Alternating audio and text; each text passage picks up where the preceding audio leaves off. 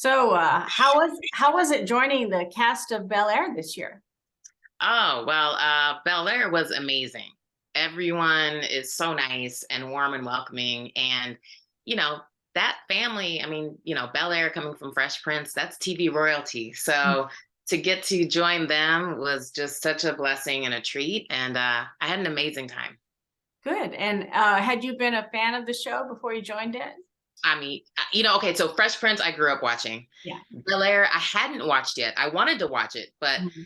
I didn't have Peacock. Oh, So once I booked it, my mom actually she went and got Peacock. So I got her password. Shh, don't tell anybody. And finally watched season one. And I was hooked from the beginning. It's so good.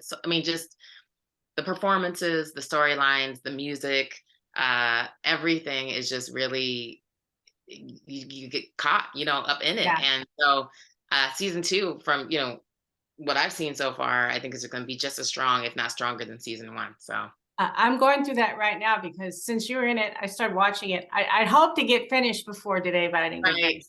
That's But okay. yeah, You know what? it Did you just you're threw on me season in. one? You're on season one right Yeah, now? right when his mom came out. Okay. It's really good, right? It is. It is. It really Yeah. does draw you in. I'm a Yeah. fan. And I have to admit, because I didn't grow up watching Fresh Prince. I'm a little older than you, so I was already an adult. But I watched all the shows. I really loved the original. And in fact, Yeah. I went back and watched. I forget, it's Hulu or something. I watched the first episode of the original because I'm Yeah. like, okay, I don't remember this, so let me see.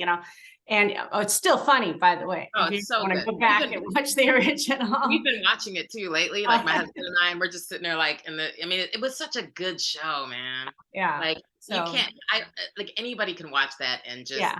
connect, Yeah. you know? Yeah, and so then I watched this one, and yeah, I had to admit when I first heard about it, though, I was like, "This sounds like a dumb idea." What, and Mhm. I'm eating my words because it's a really good show. Well, they did a really good job of making it their own. Yeah, So they definitely. kept a lot of the same isms from all the characters. They still have Mhm. that here, and then you have a lot of the same storylines that are from Fresh Prince that are happening here and characters, but they've made it their own, and Right, it's and they really they've updated done a it. great job Yeah, with doing that. yeah, yeah. No, it's good. My only trouble is Uncle Phil should be a little heftier. Yeah, he's not in true Uncle Phil form, right? Well, so can you tell us if you know if your character will return for season three? Well, she may come back for season three. So I like that you're saying when season three happens because that's I speaking it know. into existence. I think they'll get another season. I think it's a good show. So But yeah, I think Erica Baker might make a return if they come back. So we shall see.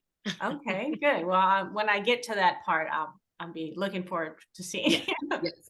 um, can you? I just love Secrets of Sulphur Springs. I've been watching that one since it started. I'm a fan of like fantasy and science fiction, that kind of thing. And so and plus the writers used to write one of the soaps I watched. So Oh when I yeah. heard about it, I had to watch it. Yeah. And Tracy. Yep. I interviewed Eugene Bird last year too. Oh So great. yeah. Yeah. So Wonderful.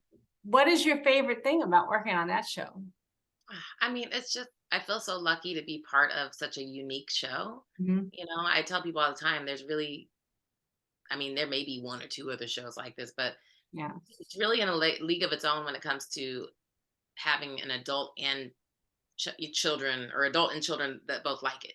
That's Mhm. their audience base. I guess their target demo was like, 8 to 12 or 14, but I'm pretty sure you have some 60-year-olds in there watching. Yeah. So it's kind of like, listen, I'm just saying, I tell people all the time, that aren't familiar with it, they hear Disney and go, "Oh, well, my kids are grown," or "I don't really watch Mhm. Disney." I said, "Listen, don't be surprised if you really like it. You find out Yeah. you like it because it's not your typical Right. show." So, um, No, it's to not. be a part of something like that is really, really special, and it's just a good show. And I don't say that just because I'm on the show, but it's Right. actually a pretty good Yeah. show. It's I not tell for everybody to watch it. yeah, It's a real family show in every yes. sense of that word without the negative aspects of that. Exactly. And it's not predictable and No, not each at all. season, they turn it up a little more and to me it's like the show has matured with our kids. Our kids have, they change overnight. So yeah, the audience is very forgiving because I think if you're invested in the show, you don't care if the kids look a little older or their Yeah. voices are a little deeper. But you know, it just it's such a special show. It really is, and I'm really glad that it's been received the way it has. And I'm glad that you're a part of the regular cast now, so that's good. Thank you. I appreciate that. Thank you so much. Yeah, no, it reminds me of I grew up in the 60s and 70s, and when we had the World of Disney, on Sundays, and Hmm. then we had Yep. movies like Escape to Witch Mountain, and this Yes. really reminds me that I tell everybody that. So Yep. I remember Sunday nights listening to that little do do do do do do and the little like, coming to Disney in this movie time. I remember that. Yeah. yeah, yeah. So and if I recall correctly, it's been a while since I saw the finale, the season 2 finale. Your family, they proved that your family owns the Tremont outright. So you guys moved in there with them? Well, we didn't move in with them. Oh, okay. But you're So helping them run it. right. We didn't move in, but we brokered a deal Right. because I mean it was technically the land and the property was owned by my late husband's family on the show, and that would make us the rightful owners because it was swindled out from under us. But what Jess proposes is, hey, we can join forces. How about we go 50-50 on this? But I want to have I've been saving up for a restaurant, so let's try to let me put a restaurant at the hotel, and we can both do this. So Right, it right. ended up being a really good situation.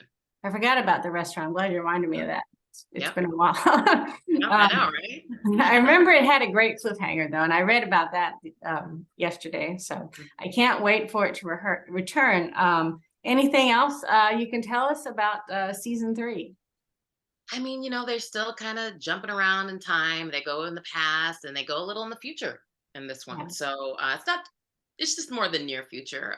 But, they have to figure out, if this changes, then that changes the trajectory of their lives and what's going to happen. So they get that glance into the future and they have to go back at it and figure out how do we have to, deal with this. And then, they thought that they rid the Tremont of the spirits, but clearly there's one much darker spirit that is still there. And so now they have that challenge to deal with. So we got to figure out who that is, why they're there, and how are we going to handle that. Yeah, I saw the trailer that Uh-huh. shows a lot of that. Yeah, a little more spooky, a little more Yeah. horror-y kind of. Yeah, it's going to be fun. And does your character Jess have more to do in this season? Would you say? She doesn't really, nah, this season, Jess is not as much, she had some things going on in the last seasons, but, I think just given the season 3 storyline with the haunting and with what's going on, that kind of takes precedence, Mhm. because they've resolved the back history with Jess and Right. Ben and then the hotel. So, um, and it's hard because it's a really it's like a 22-minute show, right? So Mhm. if you include commercials, so you're trying to put a lot into a very small amount of time, and you have a lot of characters and a lot of different storylines going on, so you can't always like everybody can't always have a main story going which Right. is fine, Big you know what I'm gaps. saying, Yeah. you take turns, but everybody's still part of the story.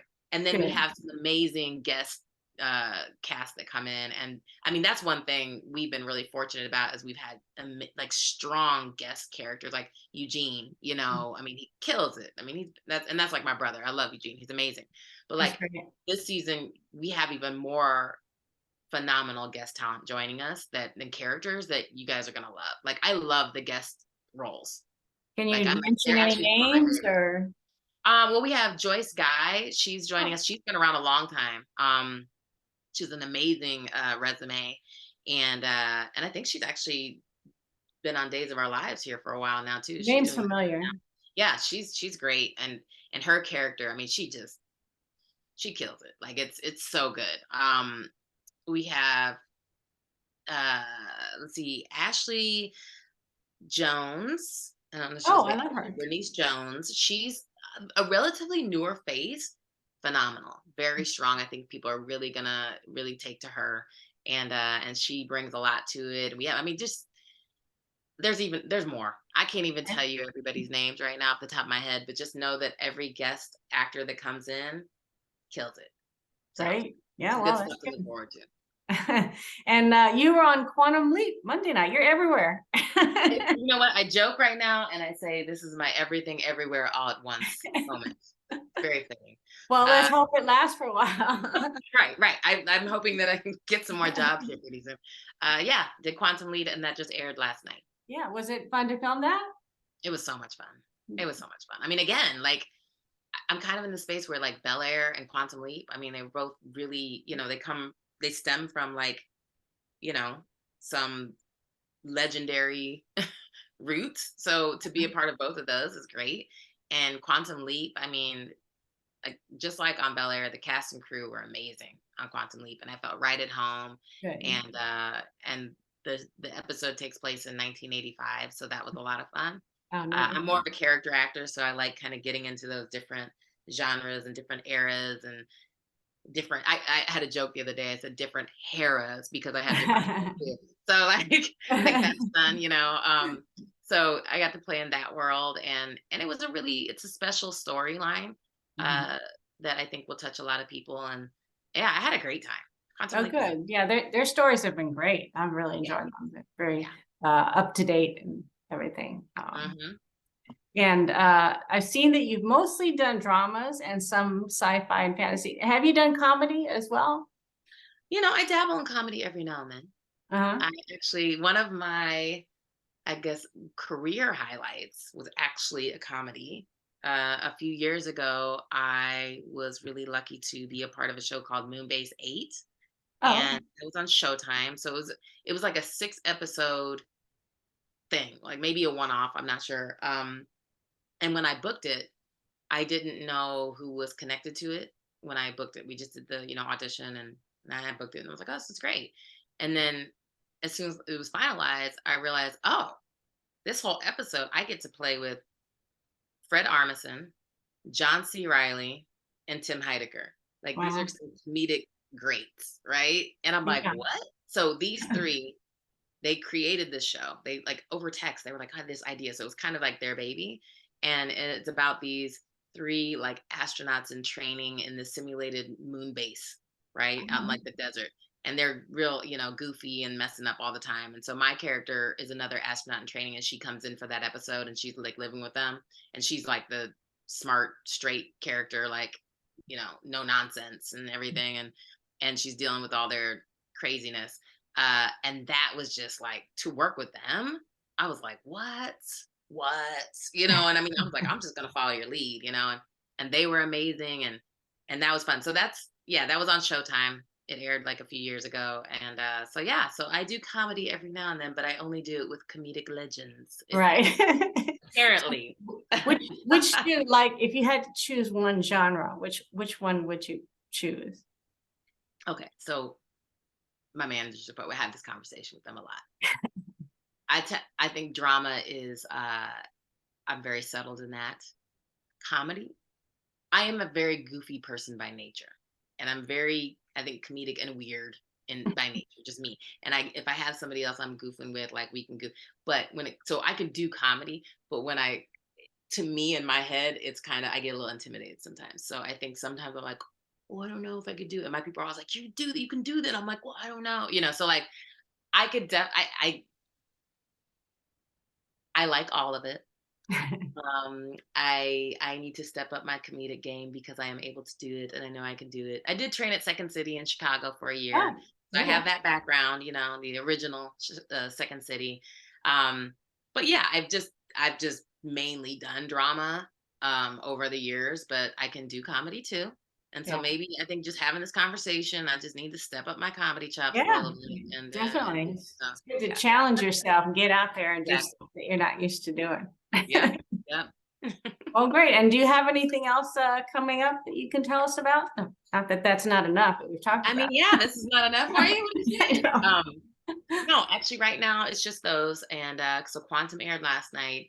My Bel-Air run, my character enters, I think, next week, Oh, okay. so that'll start on Thursday, and then Sulphur Springs is the following day, Friday. So for about like a month and a half, I may be cross promoting both shows. Like, Mhm. hey, watch Bel-Air on Thursday. Hey, watch Sulphur Springs on Friday. So it's gonna, you know, kind of go between those two. but other than that, I'm just auditioning, I'm just Okay. looking for the next job. And I was fortunate to have all these things kind of queued up, and now they're coming out, and that's just kind of how it is. Sometimes you can do nothing forever, and then all of a sudden everything comes out. Yeah, that's Um, the life of the actress, that's from exactly what how I it can is. tell. And Yeah, are most of your auditions here on camera now? a lot of them are. Yeah, most of them are Yeah. self tape. Really, I would say like 95%. I think commercially people here going in a little more in person, Oh, but for theatrical, for the most part, it's like for Quantum and Bel-Air, I auditioned on tape, well, and can I from there. put you on the spot for just a second? You can feel Uh-oh. free to say no comment. But I Uh-oh. saw some actor, I can't remember who it was, complaining the other day because actors have to spend so much money now doing their own auditions instead of going somewhere else where the people hold the auditions pay for it. Is that something that concerns you? So here's the thing. We don't have to spend money on doing that. Everybody's different. Everybody, has their own opinions and their own experiences. I used to not like self tapes initially because we were still self taping when you could go pre-COVID, right? So like Mhm. that would still happen, not as often. Right. Um, and I remember being like, but then I kind of got like, there's a convenience to it, Sure. because oh, I have a self tape. I can kind of do it when I have, maybe it's due in a few days, but I have that span of time to learn the material, to tape the material, and I can do it until I feel like I got a good take. Sure. Yeah. Yeah. Now, the flip side of it is I do enjoy interaction with people in the room. And that's where you also can get notes and you can get feedback. So when we're sending in our tapes, that's just our take on it, which is fine, but you're not getting any direction or redirection. Right. So, but there have been times if somebody likes your tape and they're like, hey, we like it, but we want to give you these notes and tape it again. So that can happen. And the other side of it is you have to get a reader to read with you, and here in our house we have a spare room, so we have a backdrop, we have lights, so we have a space to tape it in, which is really nice, so you don't have to go somewhere to tape it. Mhm. I think you are spending more time and energy because you have to almost be your own director, and then you have to be your editor and put them together and do all that. So there is, again, pros and cons of all of it, Right. but honestly, you don't have to spend the money. You don't have to spend. And listen, I remember. I think it was a couple seasons ago. We shoot in New Orleans for Sulphur Springs, and my castmate and I, we both had auditions and we both need to do them, and we were on set, so we're already made up. We're like, okay, but we were in her trailer, and she had a try, like a ring light, Mhm. and we taped each other. It was not the best lighting. We had this tiny little space, and then when you have to do a full body slate shot a lot of times. And when we did that, you could see her little dog bowls like on the ground because like her dogs, with her. And so it was like not this like state of the art audition. Like it wasn't like this pretty thing, but it got the job done.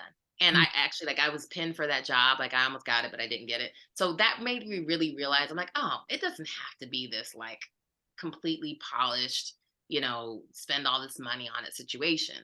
As long as you can see you can hear you have a good reader, you got your eye lines down, so there's technical stuff, then they can get what they need to get from it. I mean, some casting directors are a little more picky than others, Yeah. right?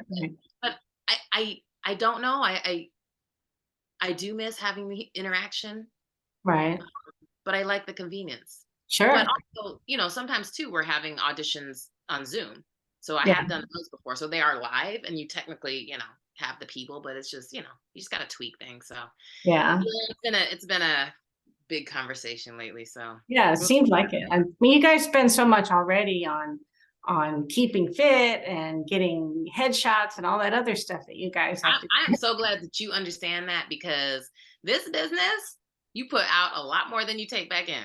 It's Yeah, it's a sure. lot of investing in yourself, but I I mean, you know. put it Yeah. out there with hopes that you're going to make that back, and it's all worth it somehow, some way. Yeah. No, when I was in high school, I was interested in acting, and then this guy came from some college where drama was a big deal, and he talked about how such a small percentage of actors actually do it for a living and make enough money to live on it. And I'm like, okay, never mind. Well, That was it.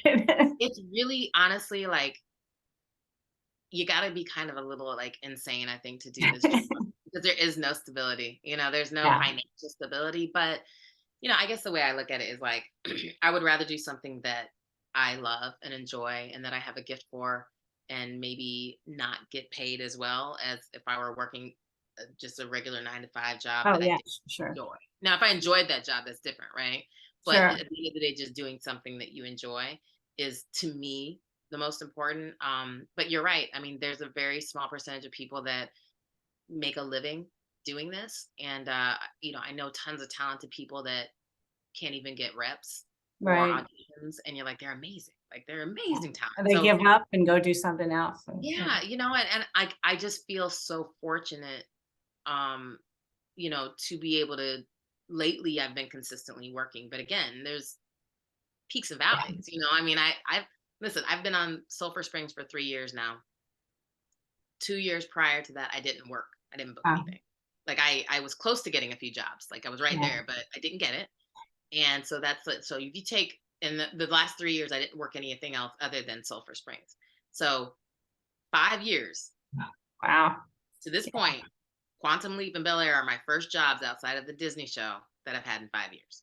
wow, Like yeah. that sounds like so on the outside looking in, like I have all this stuff airing, right? They're like, oh my gosh, you're like working like crazy. And I'm like, yeah, but not all the time.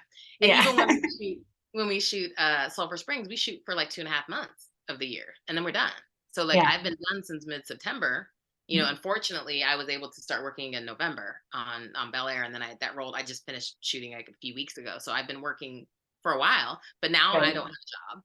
Now right, I'm like, okay, I don't know what's going on next. So it is just it's peaks and valleys, but you have yeah, to trust that that something's coming, and there's no guarantees. I remember having this conversation with somebody. I think it was on it might have been on both shows, on Bel Air or Quantum, that how even with their main cast, like how fortunate we feel to be able to do this. yeah, We understand that we're really blessed right now to be able to work, and it doesn't go unrecognized, so it's tough, but I think I would say like if things keep going, then I'm still supposed to be here. And if it does all dry up, then maybe I'm gotta go try something else, so well, we'll see. being a character actor, that helps a lot because you can And do it those helps. these roles well into, your 80s or whatever, a lot of actors do anyway. Yeah, there's room for everybody. Yeah, You can be any age, so I think, oh yeah, a lot of people think, oh, you have to be young and you have to be like, no, like we need all types of actors and roles yeah, and characters, and as you age, you start going into different roles, like your look. Like, I mean, you see, I have all my natural highlights now. So, like, that can open up, you know, other potential roles that I wouldn't have gone in for before. So that's that kind of great. keeps it fresh and exciting. That's great. And for me, the other problem would be the constant rejection. I don't think my ego could handle that. No, I just really feel, me personally, I don't look at it as rejection. I look Good, at good. it as what's for you is for you. So if I auditioned and I might have done an amazing job in my audition, but I didn't get it, then that wasn't for me, Yeah.